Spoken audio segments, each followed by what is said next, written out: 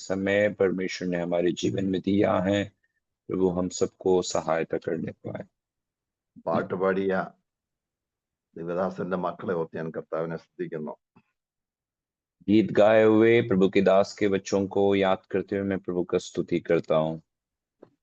India മുഴുവൻ ഒരു viral fever വ്യാപിച്ചിരിക്കുക. പലരും വല്ലാത്തൊരു പനിയാന്ന് എല്ലാവരും പറയുന്നത്. മിക്കവാറും എല്ലായിടത്തും ഉണ്ട്. സ്കൂളിൽ നിന്ന് പിള്ളേരും ഉണ്ട്, അപ്പനും അമ്മയ്ക്കും കൊടുക്കുന്നു, അപ്പനും അമ്മയും മറ്റുള്ളവർക്ക് കൊടുക്കുന്നു, വിശ്വാസികൾ മറ്റുള്ളവർക്ക് കൊടുക്കുന്നു. ഇങ്ങനെ വ്യാപിച്ചുകൊണ്ടിരിക്കുക വൈറൽ ഫീവർ.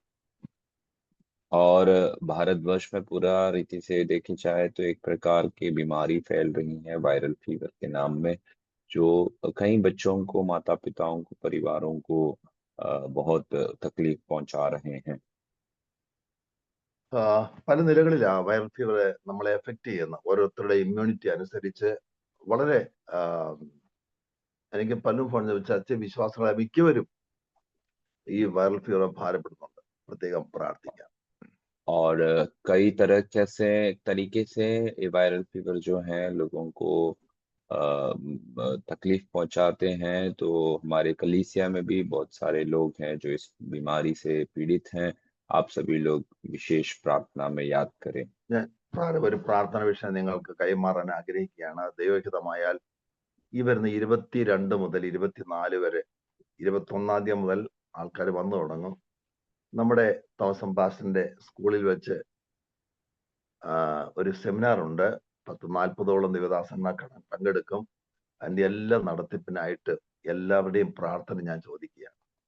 एक विशेष प्रार्थना विषय भी मैं आपके बीच में बोलना चाहता हूँ कि आने वाले 22 तारीख से लेकर 24 तारीख तक, वैसे तो 21 तारीख से लोग आने शुरू हो जाएंगे। हमारे थॉमसन पास्टर के उस स्कूल में वे मीटिंग होंगे, एक सेमिनार है प्रभु के दासों का। आप उस सेमिनार की आशीष के लिए प्रार्थना में याद रखें। ഇന്ന് ഞാൻ നിങ്ങൾ കൈമാറുന്നതായ മെസ്സേജ് കഴിഞ്ഞ ചില ദിവസങ്ങളായി ദൈവസന്നിധിയിൽ ദൈവത്താൽ എനിക്ക് നൽകപ്പെട്ട അനുഭവത്തിന്റെ വെളിച്ചത്തിലും ഒക്കെ ദൈവം എന്നോട് വ്യക്തമായി സംസാരിച്ച ഒരു ദൂതാണ് നിങ്ങൾക്ക് ഇന്ന് കൈമാറുന്നത്. आज जो वचन मैं आपके बीच में बोलना चाह रहा हूँ, जो संदेश है, वो परमेश्वर की ओर से प्राप्त किया हुआ, कई दिनों से प्रभु की आत्मा मुझसे बात करने वाले, और प्रभु की आत्मा ने जो वचनों को दिया है उसी को मैं आपके हाथों में सौंपना चाहता हूँ। നമ്മളെല്ലാവരും പറയാറുണ്ട് കർത്താവ് എന്നെ നടത്തുന്നു, ദൈവം എന്നെ നടത്തി, കുടുംബമായി നടത്തി എന്നൊക്കെ നമ്മൾ എപ്പോഴും സാക്ഷ്യം പറയാറുണ്ട്. हम अक्सर इस प्रकार से गवाही देते हैं कि परमेश्वर मुझे चला रहा है, मेरे परिवार को प्रभु चला रहा है, और इस प्रकार की गवाही हम अक्सर बोलते रहते हैं। വിളിച്ച നാള് മുതൽ നടത്താൻ കഴിവുള്ള ദൈവമാണെന്ന് സാഹചര്യങ്ങളിലൂടെ നമ്മൾ അനുഭവിച്ചുകൊണ്ടിരിക്കുക. और हमारे परिस्थितियों से भी ये बात को हम जान पा रहे हैं कि जब से परमेश्वर ने हमें बुलाया है, तब से हमें चलाने के लिए वो सामर्थी प्रभु हैं। വിളിച്ചത് ആരാണെന്ന് സാഹചര്യത്തിന്റെ ഓരോ സാഹചര്യത്തിൽ നമ്മൾ അനുഭവിച്ചറിയുന്നത്. और किसने हमें बुलाया है, ये एक एक परिस्थिति से हम अपने जीवन में ये बात को जान पड़ते हैं। ഉദാഹരണം ദാവീദ് 34 സങ്കീർത്തനത്തിൽ അവിടെ ആക്കീശിന്റെ മുന്നിൽപ്പെടുമ്പോൾ മരണം മുന്നിൽ കണ്ടതാ. പക്ഷെ അവിടെയും ദൈവത്തിന്റെ കഴിവടെ വെളിപ്പെടുത്തി. അവൻ പറയുന്നുണ്ട്, അവങ്കിലേക്ക് നോക്കിയവർ പ്രകാശിതരായി, അവരുടെ മുഖം ലജിച്ചു പോയില്ല. और दाऊद 34 भजन संहिता में हम देखते हैं कि उसने मृत्यु को अपनी आंखों के सामने देखा था, परंतु आमीन, इस प्रकार से दाऊद उस भजन संहिता में हमें बताता है कि जिन्होंने उसकी ओर दृष्टि की वे ज्योति पाई, उनके मुंह कभी काला न होने पाया। ഇന്നെ കേൾക്കുന്ന 51 ഡിവൈസിലുള്ളവർക്ക് ഒന്നടങ്കം നെഞ്ചത്ത് കൈവച്ചുകൊണ്ട് പറയാൻ കഴിയും, ഇതുവരെ പല സാഹചര്യം കൂടി കടന്നുപോയപ്പോൾ ദൈവമാണ് എന്നെ ഇതുവരെ നടത്തിക്കൊണ്ട് വന്നത്. और मेरे सुनने वाले यहाँ पर जितने भी लोग उपस्थित हैं, आप अपने सीने में हाथ रखकर ये बात को निश्चय कह सकते हैं कि आज तक मुझे जो चलाया है, मुझे अब तक ले आया है, वो परमेश्वर है और प्रभु का कृपा है। ഞാൻ ഈ ധ്യാനിച്ചുകൊണ്ടിരുന്നപ്പോ എന്റെ മനസ്സിൽ ഓടിയെത്തിയത് പണ്ടൊരിക്കൽ തോമസ് പാസ്റ്റർ സാക്ഷ്യം പറഞ്ഞപ്പോൾ തന്റെ കയ്യിലുള്ള ഒരു ഇതുണ്ടായിരുന്നു, ഒരു ഭിത്തി, ഒരു വാക്യം. എന്തുവാ? ദൈവം നിങ്ങളെ നടത്തുന്ന ആ വാക്യം താൻ പൊക്കി പിടിച്ചോണ്ട് കണ്ണീരോട് പറഞ്ഞത് എന്റെ മനസ്സിലേക്ക് ഓടി വന്നു. അപ്പോഴൊക്കെ അറിയാം God shall supply all your need. Or years ഇന്ന് എന്റെ മനസ്സിലെത്തണ്ട താൻ പൊക്കി പിടിച്ചത് തന്റെ കണ്ണ് നിറഞ്ഞോടെ. അപ്പം എവിടുന്ന് എങ്ങനെ എതിലൊക്കെ നടത്തിയെന്ന് അദ്ദേഹത്തിന് അറിയാം, കുടുംബത്തിന് അറിയാം, കുഞ്ഞുങ്ങൾക്കും അറിയാം. ഈ അനുഭവമാണ് നമുക്ക് എല്ലാവർക്കും ഉള്ളത്. और प्रभु के दास जब वचन को मनन कर रहे थे तो बहुत समय पहले हमें हमारे थॉमसन पास्टर ने कहा हुआ एक वचन जो है, और वो वचन को वो एक पेपर में लिखकर वो ऊंचे में उठाकर लोगों को दिखाया करते थे। उसमें इस प्रकार लिखता है कि परमेश्वर आपकी सारी जरूरतों को पूरा करेगा। और ये बातों को हम भी अपने जीवन में कह पाते हैं कि परमेश्वर ही है जो हमारी सारी आवश्यकताओं को पूरा कर कर देता है। അപ്പൊ ഒന്നുമില്ലായ്മയിൽ നിന്നും തന്നെ ഉയർത്തി അനേകരെ നടത്താൻ അദ്ദേഹത്തെ ഉപയോഗിച്ചുകൊണ്ടിരിക്കും. ഇതുപോലെ കർത്താവ് നമ്മെ നടത്തുന്നത്. और आमीन, बिल्कुल खालीपन से परमेश्वर ने प्रभु के दास को एक ऊंचा पदवी में लेकर आया, और आज उन्हें इस प्रकार प्रभु उपयोग करता है कि बहुतों को वो अपने जीवन से सहायता कर सके। इसी प्रकार परमेश्वर हमें चलाता है, प्रभु हमारे मार्गदर्शन कराता है। നമ്മുടെ കയ്യിൽ ഒന്നും ഇല്ലെങ്കിലും കർത്താവിന്റെ കയ്യിൽ എല്ലാം ഉണ്ട്. चाहे हमारे पास कुछ भी ना हो, परंतु परमेश्वर के हाथ में सब कुछ है। നമുക്ക് കഴിവില്ല, കർത്താവ് കഴിവുള്ളവന്. हमारे हाथ में कोई भी प्रकार की ताकत नहीं है या काबिलियत नहीं है, लेकिन परमेश्वर सब में काबिल प्रभु हैं। ഒരിക്കൽ ആള് പറയാ, പാസ്റ്ററെ ഞാൻ വളരെ പ്രയാസത്തിലൂടെ കടന്നു പോവുക. एक बार एक व्यक्ति ने इस प्रकार प्रभु के दास से कह रहा था कि पासवान मैं बहुत सारे मुश्किलों में से जा रहा हूँ। എല്ലാരും എന്നെ ഉപേക്ഷിച്ചു, ദൈവം മാത്രമേ ഉള്ളൂ. और इस प्रकार से वो कहता है कि सब लोग ने मुझे त्याग दिया, परंतु परमेश्वर ही मेरे लिए हैं। കഴിവുള്ളവരെല്ലാം എന്നെ വിട്ടുപോയി, കഴിവില്ലാത്ത ദൈവമുണ്ട്, ഞാനും ഉണ്ട്. അതല്ല എന്റെ അർത്ഥം.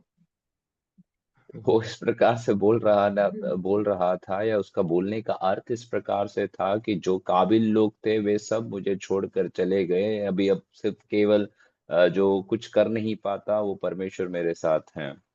കൈ കാശുള്ളവരെല്ലാം എന്നെ വിട്ടുപോയി, ഒരു പാവപ്പെട്ട ദൈവമുണ്ട്, ഞാനും ഉണ്ട്. പറയേ ദൈവമുണ്ട്, ഞാനും ഉണ്ട് പറയാറില്ലേ? പറഞ്ഞ പുള്ളികളൊക്കെ താഴി കൈ കൊടുത്തിരിക്കുകയാണ്ടോ. അപ്പം എല്ലാരും നമ്മൾ പറയും ദൈവം മാത്രമേ ഉള്ളൂ, എനിക്ക് ആരും ഇല്ല, എല്ലാരും എന്നെ വിട്ടുപോയി, 5 പൈസ ഇല്ല. പക്ഷെ ഞാനിതറിയാം, ദൈവം ഇപ്പോഴും സ്വർഗത്തിലുണ്ട്. और हमें ये बात को हम अक्सर कहते रहते हैं कि जिनके भी पास धन दौलत थे वे सब हमें छोड़कर चला गया, अब मैं और परमेश्वर ही रह गया हूँ। तो ये बात को हमें और आपको भी समझना है कि हम अक्सर इन बातों को जब बोलते हैं कि सब लोग मुझे छोड़ दिए, सब कुछ खत्म हो गए, मैं और परमेश्वर ही रहता हूँ, तो ये बात याद रखना कि आपका परमेश्वर है जो स्वर्ग में आज भी विराजमान है। നമ്മുടെ വെക്കുന്ന കണ്ണാടിയും നമ്മൾ വെക്കുന്ന പേനായും ഹാൻഡ് ബാഗും ചെരുപ്പും ഇതൊക്കെ മണ്ണിൽ നിന്നുള്ളതാ. ഒന്നുമില്ലായ്മെന്ന് തന്റെ വാക്കുകൊണ്ട് സൃഷ്ടിച്ച ഭൂമിയിൽ ഇരുന്നോണ്ടാ പറയുന്നത്, അയ്യോ ഒന്നുമില്ലേ, എല്ലാം പോയേ, ആണ്ടേ പൊട്ടിപ്പോയേ, ആണ്ട കിടക്കുന്നു. ഇരിപ്പ് കണ്ടോ और ഓരോരുത്തർ? हमारे ഇത്രയും കഴിവ് ദൈവം ഉണ്ടായിട്ട് ഓരോരുത്തർ ഇരിപ്പ് കണ്ടോ? और ചുറ്റിപ്പാട്ടതെല്ലാം हमारे പൊട്ടി. हाथ और हमारे हाथ में जो कुछ भी हैं, चाहे हमारे मेन शरीर में पहनने वाले वस्त्र हो या हमारे आईने हो या जो भी कुछ बात हो, वो सब इस मिट्टी से बना हुआ है। लेकिन हमें बनाने वाला परमेश्वर स्वर्ग में है और प्रभु हमारे साथ में है। इतने सब कुछ होने के बावजूद भी हम ऐसे बैठते हैं कि हमारे पास कुछ नहीं है, हमारे पास कोई नहीं है। ഇംഗ്ലീഷിലും മലയാളത്തിലും ട്രാൻസ്ലേറ്റ് ഒരു പാട്ടുണ്ട്, എന്നറിയാം? ജീസസ് ഇസ് മൈ ഫൗണ്ടേഷൻ എന്ന് പറഞ്ഞ, ദുഃഖം ദാരിദ്ര്യം എന്നിവയ്ക്കുണ്ടോ ശക്തി എന്മേൽ, കൈക്ക് പിടിച്ചു നടത്തിക്കൊണ്ട് പോകുന്നവൻ. അങ്ങനല്ലേ? അങ്ങനല്ലേ? അങ്ങനെയെങ്കിൽ യഹൂദയുടെ സിംഹമായ അവൻ, സിംഹത്തിന്റെ കുട്ടികളായ നമ്മൾ എങ്ങനെ ഭൂമി ജീവിക്കണം? ഒരു ദൈവം എനിക്കുണ്ട്, നടത്താൻ കഴിവുള്ളവൻ, ഏത് സാഹചര്യത്തിലും എല്ലാം തരാൻ കഴിവുള്ളവൻ. അങ്ങനെയാണെങ്കിൽ ഒരു സ്തോത്രം പറഞ്ഞേ, പുഞ്ചിരിയോടെ. और मैंने एक लेखक इस प्रकार से कहता है कि दुख हो या दरिद्रता हो या कोई भी आमीन ऐसी परिस्थिति हो, उन उनके बीच में भी मेरे हाथों को पकड़कर चलाने वाला एक प्रभु मेरे लिए है। तो ऐसा यदि हमारा सोच है तो प्रभु का वचन इस प्रकार से कहता है कि जो आमीन यहूदा का सिंह कहलाने वाला वो यीशु मसीह के आमीन बच्चे या संतान जब हैं, तो हम भी उसी के समान वही गर्व के साथ हमारे जीवन को हमें ले चलना है। വചനം 1000 വോൾട്ട് നിങ്ങളുടെ അകത്ത് കത്തിക്കൊണ്ടിരിക്കണം. और वचन जो है वे आमीन बड़े सामर्थ्य के साथ आपके जीवन में उसका आग जलते रहना है।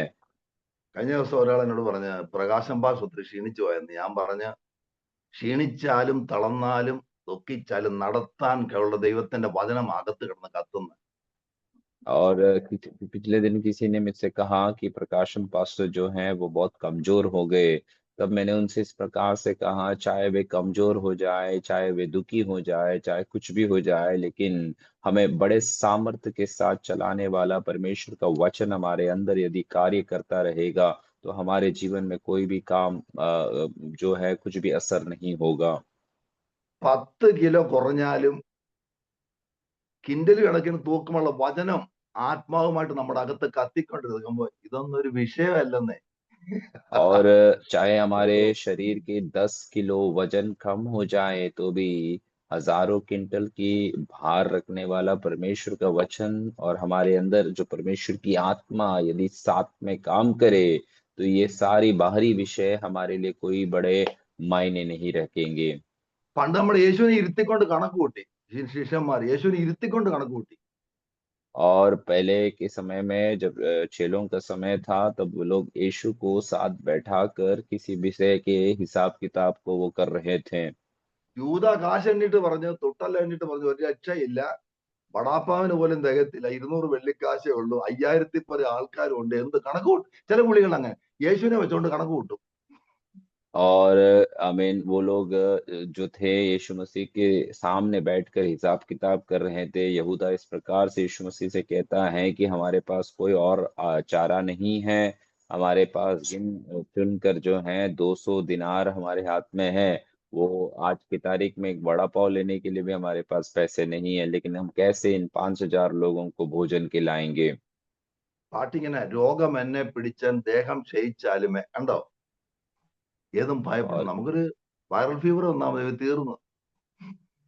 और गीतकार इस प्रकार से गाता है कि चाहे बीमारी मेरे शरीर को पकड़ ले, चाहे मेरे जीवन मेरे शरीर आमीन घटता चले जाए, लेकिन मैं कभी भी भयभीत नहीं होगा। लेकिन आज की तारीख में एक छोटी सी बीमारी वायरल फीवर आ जाए तो हमारा काम खत्म हो जाता है। നിങ്ങൾ ചിരിക്കുകയാണോ, നിങ്ങളുടെ മുഖത്ത് പ്രകാശം ഉണ്ടോ എന്ന് എനിക്കറിയത്തില്ല. മിക്കവരും ഒളിച്ചിരിക്കുകയല്ല, അതുകൊണ്ട് കാണാൻ പറ്റത്തില്ല. പക്ഷെ ദൈവത്തിന് കാണാം. സ്തോത്രം. हाँ। നമ്മുടെ അകത്തെ സങ്കടങ്ങൾ വായിച്ചറിയുന്ന, നടത്താൻ കഴിവുള്ള, കെൽപ്പുള്ള, സ്വർഗീയ ഭണ്ഡാര ഉടമയായ, വിളിച്ച് നടത്താൻ ഒരു ശക്തനായ ദൈവത്തെ അല്ലേ നമ്മൾ സേവിക്കുന്നത്, അല്ലേ? आप लोग हंस रहे हैं या रो रहे हैं ये मैं नहीं पता कर पाता हूँ, क्योंकि अधिकतर लोग जो हैं छिपे हुए अवस्था में बैठे हैं। लेकिन एक बात को याद रखना है कि हमें चलाने के लिए, हमें अद्भुत रीति से आगे बढ़ाने के लिए एक सामर्थी और शक्तिशाली परमेश्वर की हम सेवा करते हैं। ऐसा ही है ना? വിലാപത്തെ നൃത്തമാക്കാൻ കഴിവുള്ളവനല്ലേ? और वचन इस प्रकार से जो कहता है कि हमारे विलाप को नृत्य में बदल लेने वाला परमेश्वर है वो। ഞാൻ ഒരിക്കലും ഭോപ്പാലിലെ ഒരു വലിയൊരു സംയുക്ത ആരാധനയിൽ സങ്കീർത്തനം പ്രബോധിപ്പിക്കുക. और एक बार प्रभु के दास भोपाल में एक बड़ी सी एक संयुक्त आराधना में भजन संहिता में से वचन बोल रहे थे। വചനം അങ്ങോട്ട് ശേഷം കത്തിയപ്പോ ട്രാൻസ്ലേറ്റ് ചെയ്യുന്ന ആള് പെട്ടെന്ന് അങ്ങ് ആത്മാവിലായി. और वचन जब आत्मा में हम बोलने लगे तो अनुवाद करने वाला व्यक्ति जो है आत्मा में भर गए। പുള്ളി എന്തോ പ്രതികൂലത്തോട് കടന്നു പോകാൻ. और वो जो वचन को अनुवाद करने वाला जो व्यक्ति था वो शायद किसी प्रकार के मुश्किलों में से जा रहा था। ഈ വചനം അവിടെ അകത്ത് കിടന്ന് എനിക്കൊന്നും അറിയത്തില്ല, പുള്ളിയും ദൈവമായിട്ടുള്ള ബന്ധം കത്തി. और मैं कुछ जान नहीं रहा था वहां पर, लेकिन वो और उसका परमेश्वर का बीच का संबंध था और वचन उसके अंदर जाते ही वे आत्मा में भर गए। സങ്കീർത്തനക്കാരൻ പറഞ്ഞു, ഞാൻ ഭൂമിയിലാണെങ്കിൽ എന്റെ ബലം ദൈവ. भजन संगीतकार जिस प्रकार से कहता है कि चाहे हम इस पृथ्वी में हो, लेकिन हमारा बल और हमारा सामर्थ हमारा परमेश्वर है। ഈ മലയാളത്തിൽ ഇങ്ങനെ പാട്ടുണ്ട്, ഭക്തരൻ വിശ്വാസ ജീവിതം പോലെ ഇത്ര ഭദ്രമാം ജീവിതം വേറെ അന്യദേശത്ത് പരദേശിയായി. പിന്നെ സ്വർഗപിതാവിന്റെ ദിവ്യ ഭണ്ഡാരത്തെ സ്വന്തമായി കണ്ടുതാൻ ജീവിതം എന്ന് പറഞ്ഞാൽ ആ ഭണ്ഡാരം എന്റെ സ്വന്തം. അതില്ലാത്തതായതുകൊണ്ടായി താടി നമുക്ക് കൈയും കൊടുത്ത് ചിട്ടിക്കമ്പനിയും പൊട്ടി പോലെ വാടി തളർന്നിങ്ങനെ ഇരിക്കുന്നത്. और मलयालम में इस प्रकार का गीत है कि एक भक्त का विश्वास का जीवन के जैसा एक जीवन इस दुनिया में और कोई नहीं है। और इस प्रकार से गीत आगे हमें बताता है कि आमीन, वो परमेश्वर का धन, वो मेरा भी धन है और मेरा सब कुछ है। यदि ऐसा एक विचार, ऐसा एक समझ यदि हमारे अंदर रहे तो हम ऐसे उदासी को छाए हुए अवस्थाओं में हम कभी भी प्रभु की उपस्थिति में नहीं बैठेंगे। ഞാൻ ഈ പ്രസംഗിക്കുന്ന പോലെ നിങ്ങളുടെ മുഖത്ത് കത്തിക്കൊണ്ടിരിക്കുന്നത് എനിക്ക് കാണണം. मैं चाहता हूं कि जो मैं वचन कहने जा रहा हूं आपके चेहरे में उसका चमक दिखाई देना है। നിരാശയെല്ലാം മാറണം. आपका निराशा सब कुछ दूर हो जाए। ഓക്കെ. ഞാനൊരിക്കലെ സ്കൂളിൽ പഠിച്ചുകൊണ്ടിരിക്കുമ്പം കുട്ടനാട് പോയി ബോട്ടെ കയറി. ബോട്ടേല് और प्रभु के दास जब स्कूल में पढ़ाई कर रहा था तो केरल में कुटनाड नाम की जगह है जहाँ पर पानी बहुत होती है, वहां पर उन्होंने एक नाव पर चढ़ा। ബോട്ടില് ഞാൻ നോക്കുമ്പോൾ ഡ്രൈവറെ കാണാനില്ല. और जब उन्होंने नाव पर चढ़कर देखा तो वहां के नाव को चलाने वाले व्यक्ति को वो दिख नहीं रहे थे। ബസ് ഡ്രൈവർ ഉണ്ട്, കാറ് ഡ്രൈവർ ഉണ്ട്, സൈക്കിളെ പോലും ഡ്രൈവർ ഉണ്ട്. ചെറിയൊരു അതിനും ഓടിക്കാൻ ആള് വേണം. ഇതിനകത്ത് ഡ്രൈവർ ഇല്ല. और इस प्रकार से नाव में चढ़ा तो आसपास में देखने लगा तो नाव को चलाने वाले कोई दिखे नहीं, तो वो सोचने लगा कि बस में ड्राइवर हैं, कार में ड्राइवर होती हैं, इवन एक साइकिल चलाने के लिए भी एक चालक की जरूरत है, परंतु इसमें कोई चलाने वाला नहीं है। എല്ലാം യാത്ര കഴിഞ്ഞ് പുറത്തിറങ്ങി നോക്കിയപ്പോഴാ ഡ്രൈവർ മുകളിൽ ഇരിക്കുക. और यात्रा के समाप्ति में बाहर आकर बाहर से मैं देखा तब मुझे दिखाई दिया कि ड्राइवर जो है या उसका चालक जो है वो ऊपर बैठा हुआ है। അത് കാണാത്തോണ്ടാ എനിക്ക് ഭാരം വന്നേ. और उसे ना देखने के कारण मेरे अंदर एक चिंता आने लगी। നിങ്ങൾ കണ്ണുറന്ന് നോക്കിയത് നിങ്ങളുടെ ദൈവം സ്വർഗത്തിൽ ഉണ്ട്. आप भी आंखें खोल कर देखे, आपका प्रभु जो है वो स्वर्ग में विराजमान है। ആ ദൈവം ഇന്ന് വരെ നടത്തിയില്ലേ? ओ परमेश्वर ने आज तक आपको चलाया है ना, താങ്ങിയില്ലേ? और वो प्रभु ने आपको संभाला भी है। അന്ത്യം വരെ നടത്താൻ ശക്തനാ.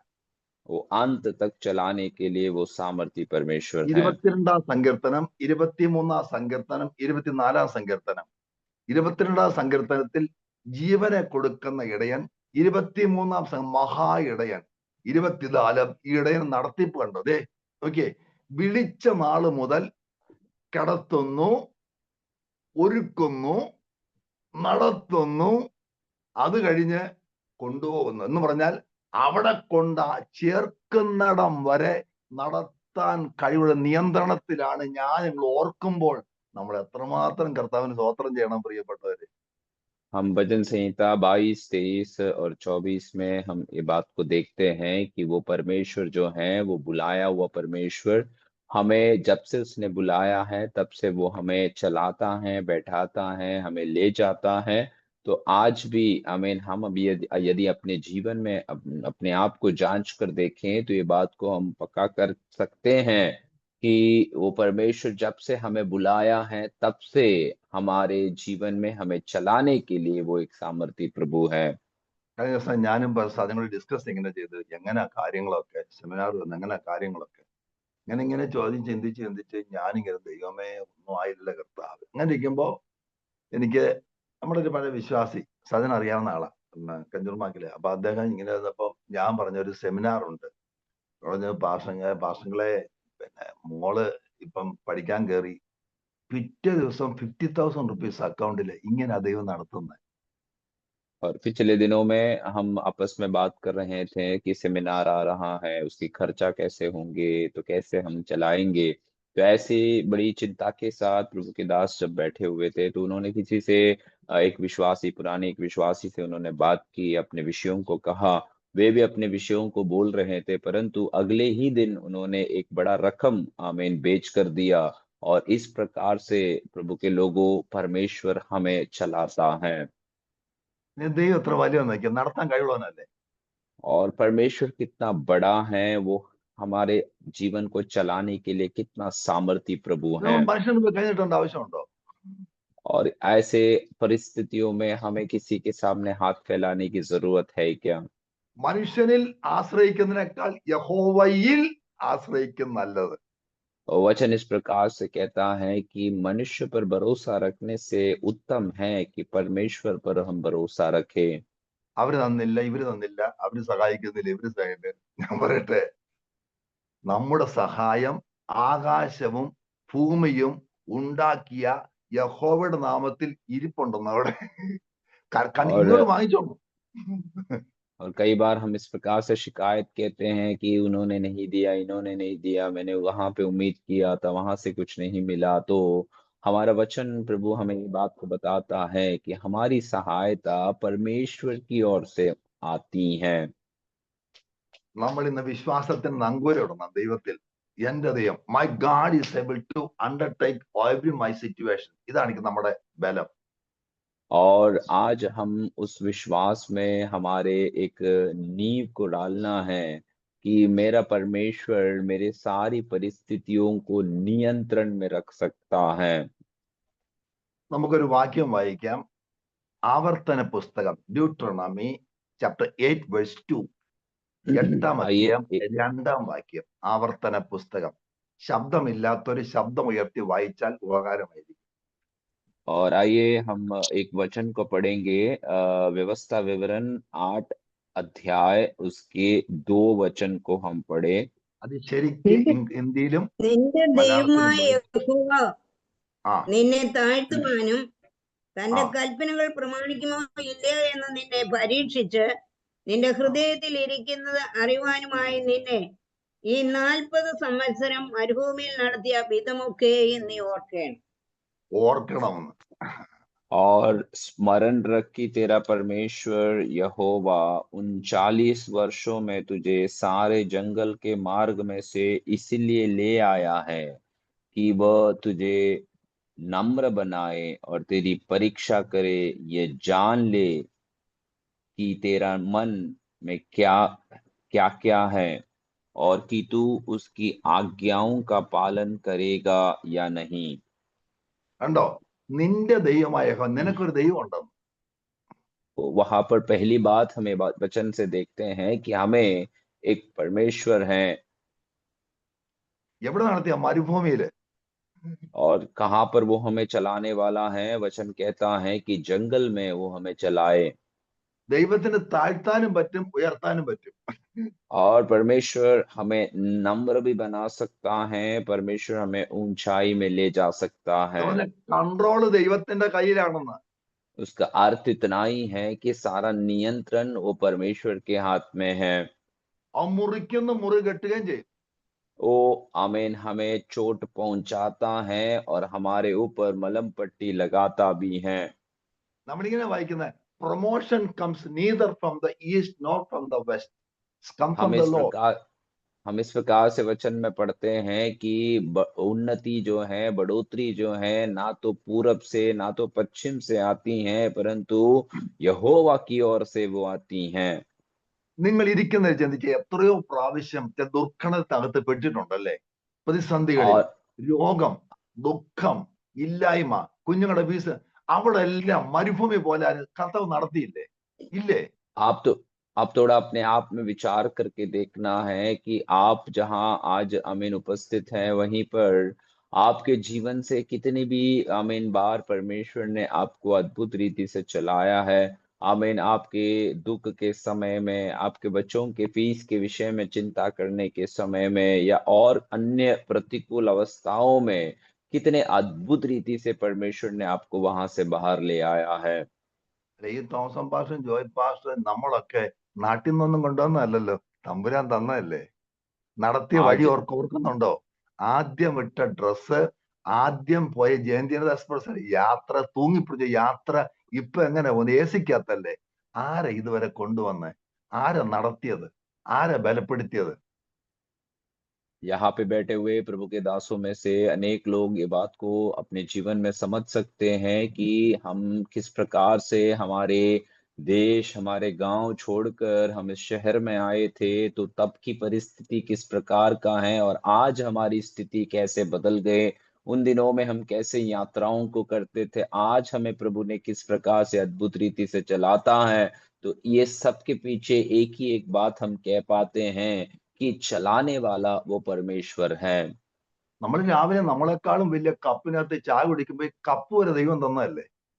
और आज सुबह के समय में या अक्सर പിന്നല്ലേ? सुबह सुबह के समय में हमारे से भी बड़े एक कप में हम जब चाय पीते हैं, तो याद रखना ये कप भी परमेश्वर ने ही प्रदान किया था।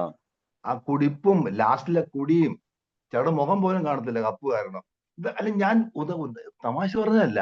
നമ്മൾ ഉപയോഗിക്കുന്ന സകല സാധനങ്ങളും മോടിക്കുന്ന ദൈവം ആ കണ്ണീര് എവിടെ ചെന്ന് പ്രാർത്ഥന എവിടെ ചെന്ന് ഇങ്ങനെ നടത്തിക്കൊണ്ടിരിക്കും. ഒരു ദിവസം പ്രാർത്ഥന ചെന്നില്ലെങ്കിലുണ്ടല്ലോ തമ്പുരാന് വേദനയാ. और ये बात को मैं ബന്ധം मजाक के लिए नहीं कह रहा हूँ, परंतु ये बात को मैं इसलिए बताना चाहता हूँ क्योंकि हम प्रभु की उपस्थिति में, हम जब प्रभु हमें चला रहे हैं, एक-एक परिस्थिति में एक-एक आमीन हमारी आवश्यकताओं को परमेश्वर ने आज तक पूरा करते हुए हमें ले आया है। तो वो परमेश्वर चाहता है कि हम भी उसके साथ उस ऐसे संपर्क में, ऐसे प्रतिदिन की उस मुलाकात में बना रहे। एक दिन यदि हम उस प्रभु के पास प्रार्थना में नहीं जाए, तो वो परमेश्वर को हमारे जीवन से बहुत दुःख महसूस होता है। നീ കനാൻ ദേശത്ത് ചെന്ന് നല്ല വീടുകൾ പണിത് അമേൻ നല്ല ശാപ്പാട് എന്നിട്ട് അവസാനം ഒരു വാക്യമുണ്ട്, നീണ്ട ഒരു വാക്യമാ. ഇതൊക്കെ നീ അനുഭവിക്കുമ്പോൾ നിന്റെ കൈ ഇതൊന്നും ഉണ്ടാക്കിയതല്ലെന്ന്, എന്ന് പറഞ്ഞാൽ ഹൃദയത്തിൽ തോന്നാതിരിപ്പാൻ സൂക്ഷിച്ചു കൊള്ളണമെന്ന്. Be careful. ഇതൊന്നും എന്റെ वचन इस കൈയല്ല, ഞാൻ व നേടിയതല്ല, എന്റെ വിദ്യാഭ്യാസമല്ല, എന്റെ കഴിവല്ല. കൈ ഉയർത്തി പറ, ദൈവമേ അങ്ങ് തന്നതല്ല അതൊന്നും എന്റെ ജീവിതത്തിലില്ല. അമ്മേ वचन इस प्रकार से बताता है कि इज़राइलियों से इस प्रकार से याद दिलाता है कि जब तुम कनान में जाएँ और बड़े-बड़े मकानों को, घरों को बनाएँ और आमीन वहाँ पर तुम रहने लगे, वहाँ पे सारी आशीषों को जब तुम अनुभव करे, तो अपने आप से ये बात को याद दिलाना है कि इन सारी बातों को मैंने अपने हाथों से नहीं बनाया है, मैंने अपने आमीन हाथों से खरीदा भी नहीं है, ये परमेश्वर ने मुझे प्रदान किया है।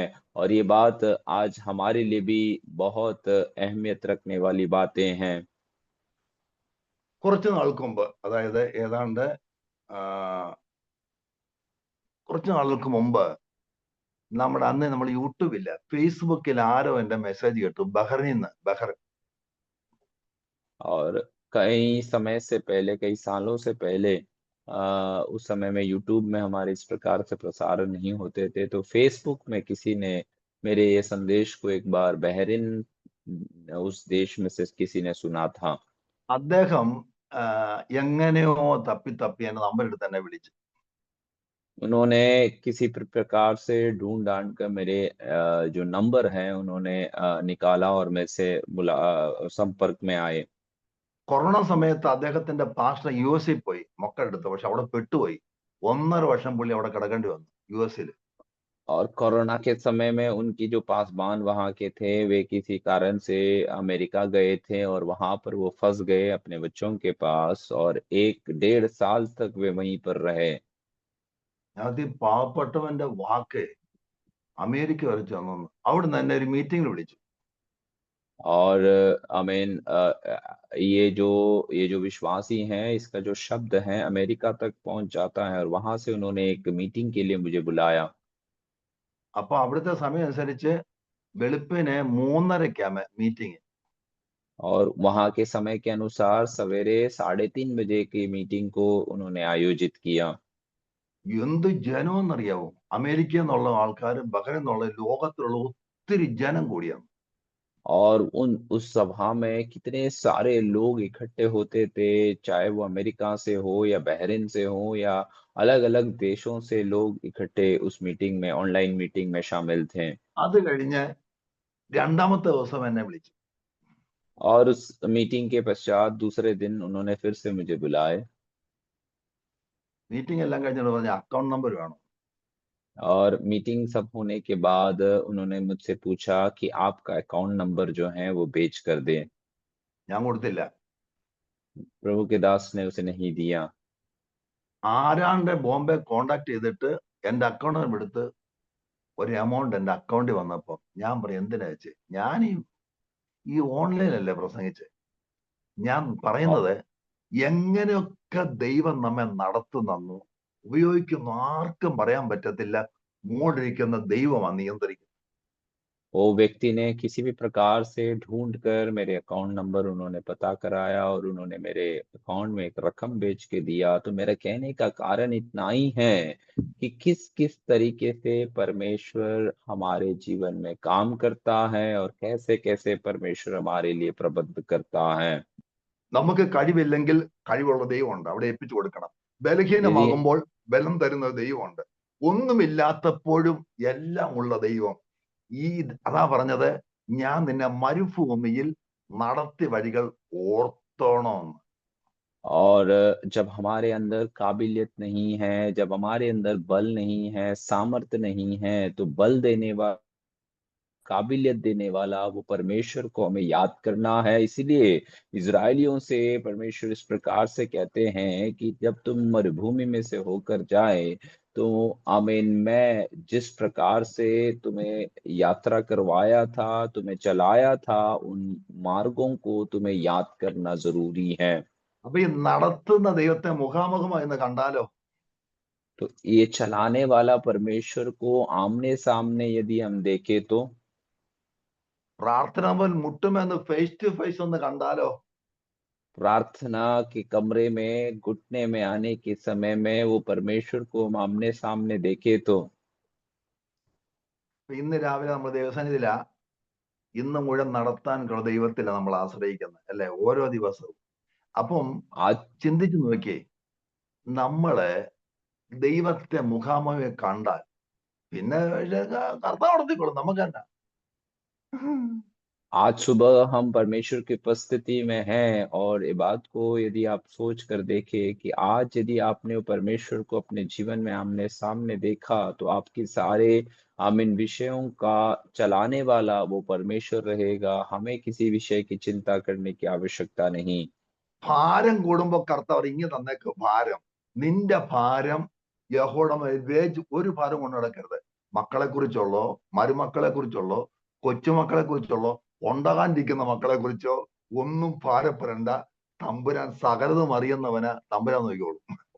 और प्रभु का वचन इस प्रकार से कहता है कि अपना बोझ मुझ पर डाल दो, मैं तुम्हारा ध्यान रखने वाला परमेश्वर हूँ। तो आज हमारे जीवन में आमीन जो भी विषय हैं, जो भी बोझ के समान विषय हैं, उन सबको प्रभु के हाथों में हम दे देंगे। चाहे वो आने वाला विषय क्यों ना हो या आमीन कुछ बातों के विषय में सोच कर क्यों ना हम आमीन चिंतित हैं, बोझ में हैं, तो उन सारे विषयों को प्रभु कहता है कि मेरे हाथों में दे दो, तुम चिंता मत करो।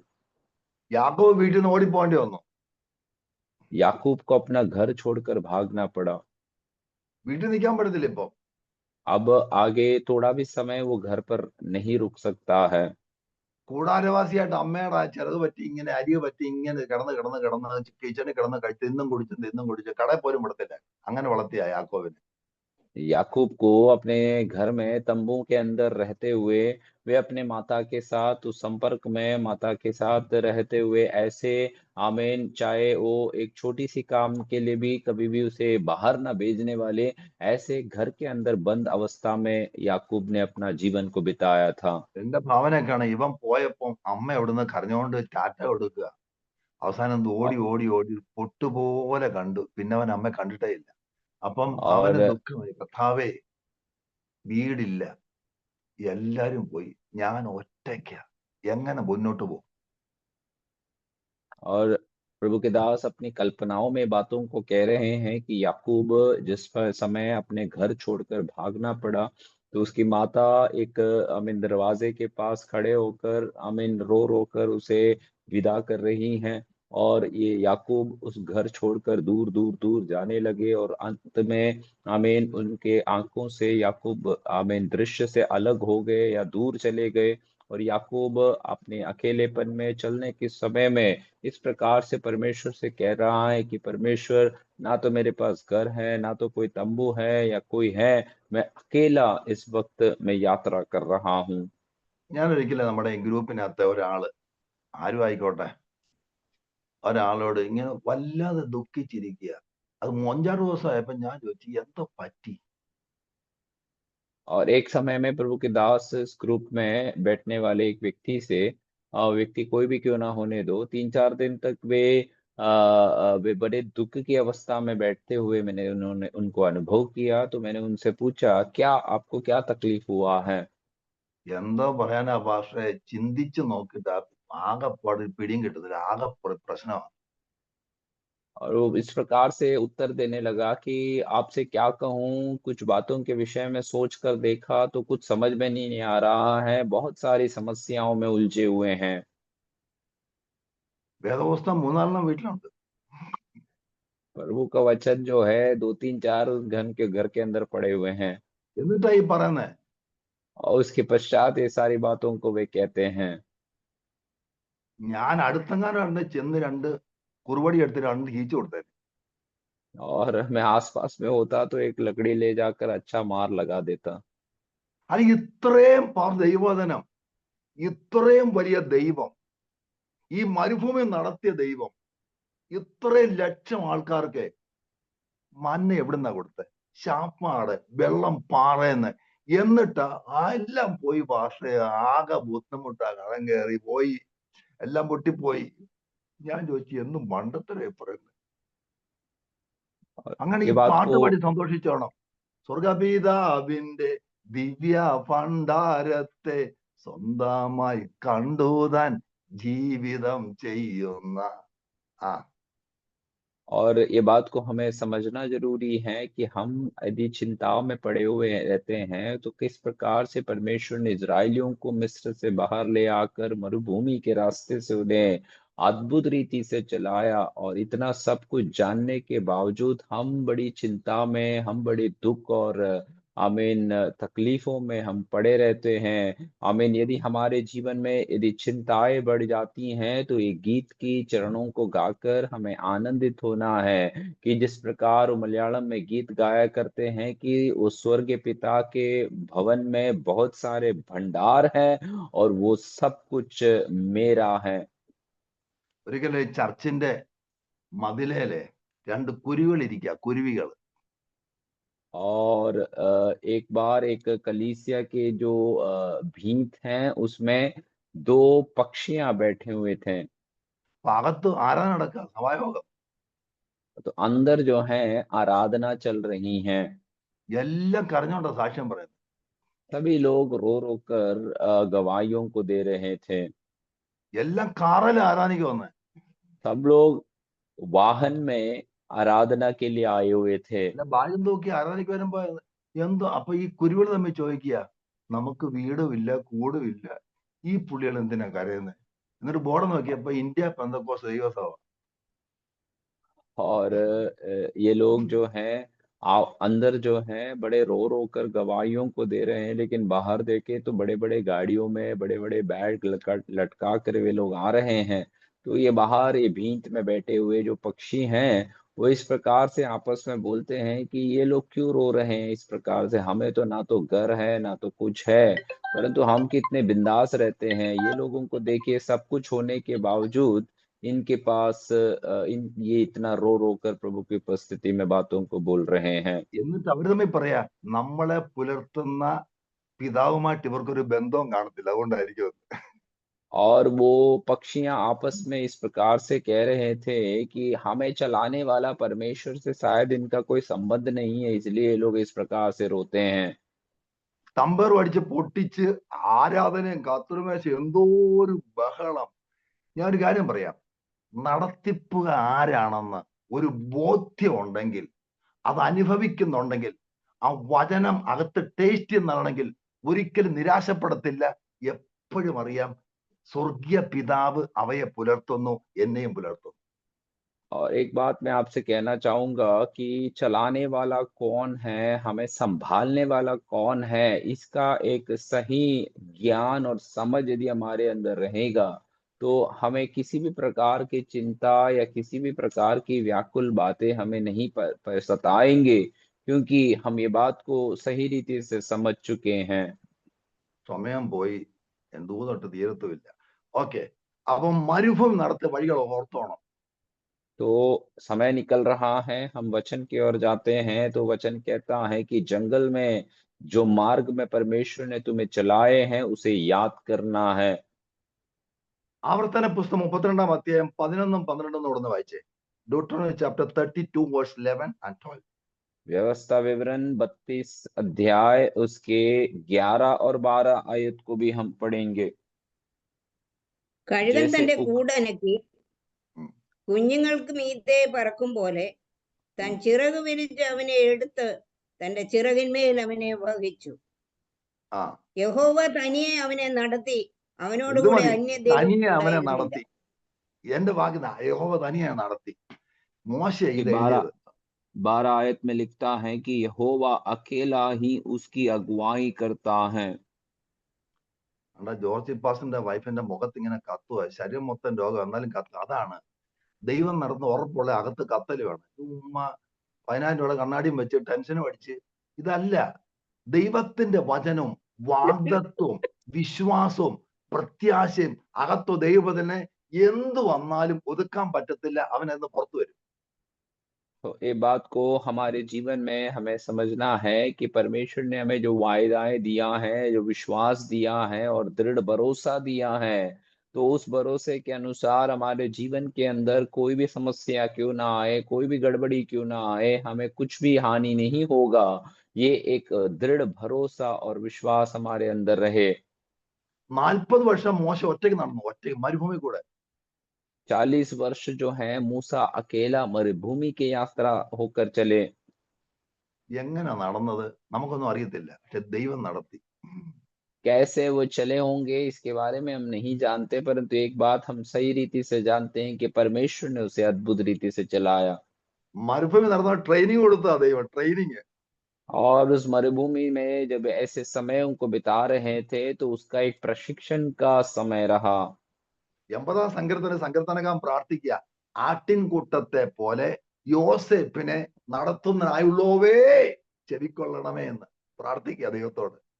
भजन संहिता 80 में इस प्रकार से आमीन भजन संहितकार प्रार्थना करता है कि जिस प्रकार आपने भेड़ बकरियों के समान यूसुफ को चलाया, वो परमेश्वर आप हमें भी याद करना। അപ്പം കഴുകൻ തന്റെ കൂടെ, ഇത് മോശ ഇങ്ങനെ യാത്ര ചെയ്തപ്പോൾ കഴുകൻ പറക്ക പഠിപ്പിക്കുന്ന കണ്ട് കാണും, അതുകൊണ്ടായിരിക്കും ഇങ്ങനെ എഴുതിയത്. और जब मूसा यात्रा करने के समय में शायद उसने आमीन इस प्रकार से उकाब को उड़ते हुए देखा होगा, इसलिए उस बात का विवरण को वहां पर बताता है। നമ്മളെ പഠിക്കും, വിശ്വാസം പഠിപ്പിക്കും, പ്രതികൂലം വരുത്തി പഠിപ്പിക്കും, ട്രെയിനിങ് തന്ന് പഠിപ്പിക്കും. അപ്പൊ മോശയ്ക്ക് മനസ്സിലായി എന്നെ ദൈവം പഠിപ്പിക്കുകയാണ്. हम लोग कई बार आमीन ट्रेनिंग प्रशिक्षण देकर या विश्वास के विषय में हम लोगों को सिखाते हैं, लेकिन मूसा ने अपने जीवन में जब ये अनुभव किया तब उसे ये बात को समझ आया कि परमेश्वर मुझे इन सारी बातों को सिखा रहा था। അവരെ കാല് വീങ്ങിയില്ല, ചെരുപ്പ് തേഞ്ഞില്ല, ചെരുപ്പോടെ ഇല്ലല്ലോ, ചെരുപ്പ് തേഞ്ഞില്ല. പിന്നെ 5 വയസ്സുള്ള കൊച്ച് അവിടുന്ന് ഇട്ടോണ്ടുവന്ന ഉടുപ്പാ, ഇപ്പൊ 45 വയസ്സുണ്ട്, അവൻ ഉടുപ്പും വലുതായിക്കൊണ്ടിരുന്നു. ഇങ്ങനെ ദൈവം നടത്തുന്നത് അറിയാവോ? इजरायलियों का अनुभव को हम वचन में पढ़ते हैं कि मरुभूमि में चलने के समय में ना तो उनके पैरों में जो जूते थे वो घिस गए, ना तो उनके जो पहने हुए कपड़े जो हैं खराब हो गए।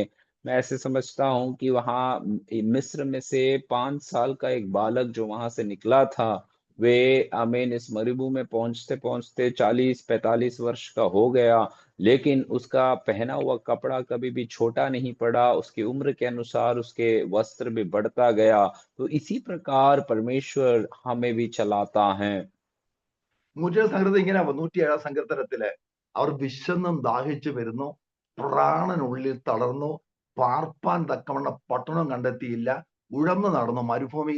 ആ ദൈവത്തോട് കണക്ട് ചെയ്തപ്പോൾ അവൻ അവരെ ചൊവ്വയുള്ള വഴിയിൽ കൂടി നടത്തി തക്കവണ്ണം കൊണ്ട് എത്തിച്ചു. ഇതാ ഇന്ന് പകൽക്കാലം ഉഴലുന്നവരാരെങ്കിലും ഉണ്ടെങ്കിൽ, ക്ഷീണിച്ചവരാരും ഉണ്ടെങ്കിൽ, ഞാൻ പ്രസംഗിക്കും, ദൈവം സ്വർഗത്തിലുണ്ട്. ഒന്ന് കണ്ണുയർത്തി നോക്കിക്കേ എന്റെ സഹോദരൻ, പർവ്വതത്തിലേക്ക് നിന്നെ ആഗ്രഹിക്കുന്ന ഇടത്ത് എത്തിപ്പാൻ ശക്തനായ ഒരു കർത്താവിന്റെ മുഖത്തേക്ക് നോക്ക്. നടത്താൻ ദൈവം ശക്തനാ, വെളിപ്പെടുത്തുവോ? और भजन संहिता में इस प्रकार से हम पढ़ते हैं कि वे लोग आमीन थके मांदे अवस्था में वे मरुभूमि में से चल रहे थे और परमेश्वर ने उनकी सहायता किया, परमेश्वर ने उनको हाथ पकड़कर चलाया और परमेश्वर ने उन्हें एक स्थान पर पहुंचा दिया। तो आज मुझे सुनने वाले प्रिय लोगों, आप ये बात को अपने जीवन में समझना जरूरी है कि यदि आप में से कोई भी हैं जो थके अवस्था में प्रभु की उपस्थिति में आप बने हुए हैं, तो आपको चलाने के लिए वो परमेश्वर सामर्थी प्रभु हैं। നമ്മൾ പാടും, ഒന്നുമില്ലായ്കയിൽ നിന്നെ നിന്നുടെ ഛായയിൽ പാടും. എന്താ പാടുന്ന ആൾക്കാർക്ക് പിടികിട്ടുന്നത്? ഒന്നുമില്ലായ്മെന്നും സൃഷ്ടിച്ച് നിന്നെ രക്ഷിച്ച് കൃപ തന്ന് നടത്തി എങ്ങോട്ടാ കൊണ്ടുപോകുന്നത്? നിത്യതയുടെ തുറമുഖത്തെ കൊണ്ടുപോകുമ്പോൾ അവിടം വരെ എത്തിപ്പെടുന്ന ദൈവത്തിൽ ആശ്രയിച്ചാൽ ഇന്നും നടത്തിപ്പ് ലഭ്യമാണ്. और हम अक्सर गीत में गाते हैं, मलयालम में इस प्रकार से गीत हैं कि खालीपन के अनुभव में आपने मुझे चलाया, आपके आमीन छाया में आपने हमें सृष्टि किया और आप अपने मार्गों में हमें चलाता है। केवल हम गीत गाने के लिए गाते हैं, लेकिन ये बात को हम अनुभव नहीं करते हैं कि आज तक परमेश्वर ने हमें जिस प्रकार से चलाया है, ऐसे ही अनुभवों में हमें ले चला है। അഹരോൻ മരിച്ചപ്പോ മോശ മുകളിലോട്ട് നോക്കി, എങ്ങനെ जब പോകും? എന്റെ ഹെൽപ്പർ ആയിരുന്നു, എന്റെ സഹായം, എനിക്ക് വേണ്ടി സംസാരിക്കുമായിരുന്നു. മുകളിലോട്ട് നോക്കിയപ്പോൾ തമ്പുരാൻ പറഞ്ഞു, അനാദിയായും ശാശ്വതമായി ഞാൻ ദൈവ. അഹരോൻ മരിച്ചാലും ഞാൻ അവനെ നടത്തുന്ന അഹരോനല്ല. എന്തെല്ലാം സംഭവിച്ചാലും നടത്തുന്ന ദൈവത്തിൽ ആശ്രയിച്ചാൽ കർത്താവ് നടത്തിരും. കൈ അങ്ങോട്ട് കൊടുത്താൽ മതി. Is able to control.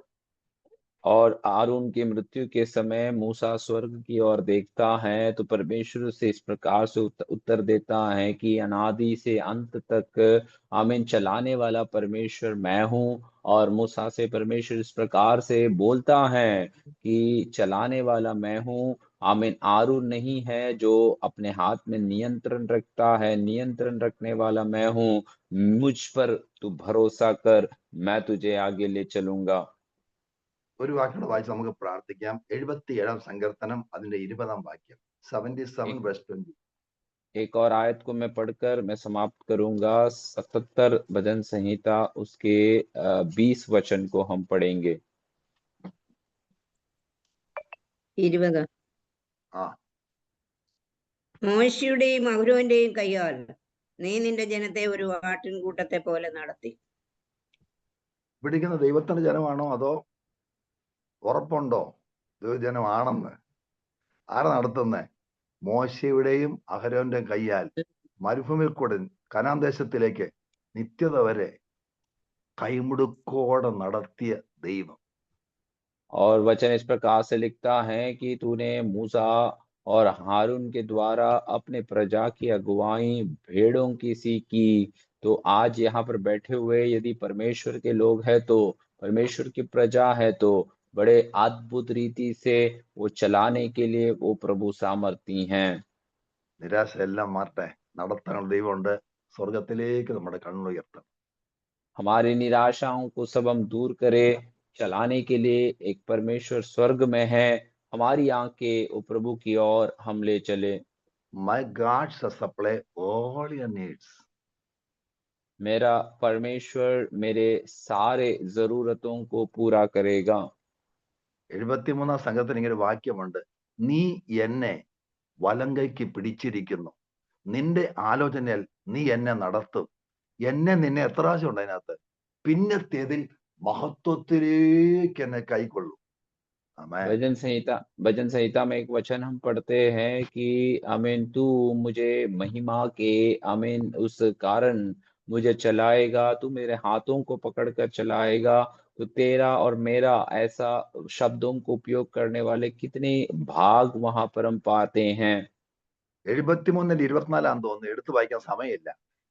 നീ എന്നെ കണ്ടോ വീഴാതെ പിടിച്ചിരിക്കുന്നു. എങ്ങനാ? നമ്മുടെ ആലോചനയല്ല, നിന്റെ ആലോചനയാൽ എന്നെ നടത്തും. അപ്പൊ നീ എന്നെ എത്ര പ്രാവശ്യം ഉണ്ട് അതിനകത്ത്? അപ്പൊ എവിടെ മഹത്വത്തിലെത്തും, till I enter into glory. അവിടം വരെ നടത്താൻ ദൈവം ശക്തനെങ്കിൽ ആ ദൈവത്തിൽ വിശ്വസിച്ചാ പോരെ, ആശ്രയിച്ചാ പോരെ, പ്രാർത്ഥിച്ചാ പോരെ. ഈ വചനങ്ങളാൽ കർത്താവ് ഗോഡ് ബ്ലെസ് യു ഓൾ. സമയം മുന്നോട്ട് പോകുന്നു. Thank you. കർത്താവ് അനുഗ്രഹിക്കട്ടെ. Thank you pastor Sajan.